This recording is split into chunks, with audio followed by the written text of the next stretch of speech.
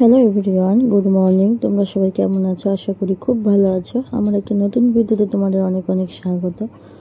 আজ হচ্ছে শুক্রবার। হ্যাঁ, শুক্রবার। দেখো সকাল না একটু ঘুম থেকে উঠতে দেরি হয়েছে। কী যে হচ্ছে, এখন মোবাইলে অ্যালার্ম দিয়ে রাখছি কিন্তু কিছুতেই আর ঘুম ভাঙছে না। অবশ্য ছেলের এখন স্কুল নাই, তো ওই জন্য হয়তো ছেলে যখন স্কুল থাকবে তখন ঠিক ফের 5টায় উঠতে হবে, আবার উঠে কাজকর্ম। তো যাই হোক, সকালে ঘুম থেকে উঠে গেছি, উঠে গিয়ে কাজকর্ম করছি। দেখো এখন ঘরটা ঝাড় দিয়ে নিচ্ছি।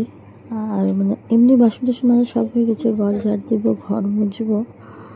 আর ছেলে এমনি শুয়েছিল, ছেলেও উঠে গেছে, ওর বাবা চলে গেছে ডিউটি।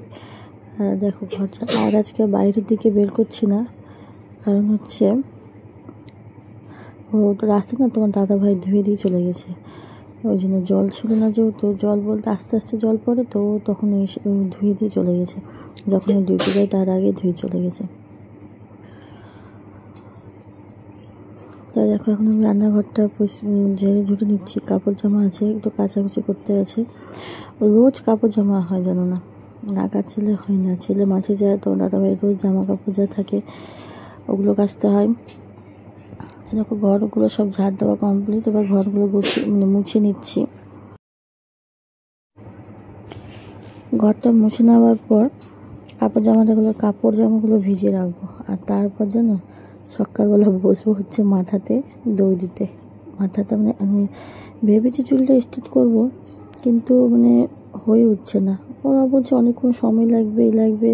তারপরে আবার ভাবছি ঘর একটু অনেক কিছু কাজ আছে, ওগুলো কাজ করবো, ওই জন্য আর না কিছু হয়ে উঠছে না। ওরাও বলছে কে বলছে 5,000, কে বলছে 3,000, কে বলছে 4,000, বুঝতে পারছি না। তো দেখো তাই আমি ঘরে একটু দইটা লাগাই। চুলগুলো ভীষণ হয়ে গেছে, একটু দই লাগালে চুলটা ভালো হবে, সিল্কি হবে। এবার স্নান করবো কাপড় জামা কেচে কুচে, একদম কাপড় জামা কেচে কুচে স্নান করে পুজো করে রেডি হয়ে বেরিয়ে পড়েছি, একদম তোমাদের সামনে আসলাম। এখন যাচ্ছি মাদের বাড়ি। হট করে মাদের বাড়ি আসলে কেন, ছেলের বিকালে প্রাইভেট নিয়ে তোমার দাদাভাই ডিউটি গেছে, তো কী করবো, তার ছেলে বলে যাবো। আর চুলটা এত সিল্কি তোমাদের তো দেখানো হয়নি। তা দেখো একদম এসে আর এত গরম, আজকে শরীরটা ভীষণ খারাপ হচ্ছিল না, তো গরমতে বেরিয়ে প্রায় কটা বাজে না, 12টা বাজে। আমি ভুল করেছি এত বেলাতে বেরিয়ে, না আসতে হতো না, শরীরটা এত খারাপ করছিল। তাই এসে দেখছি মা এদিকে রান্না করছে।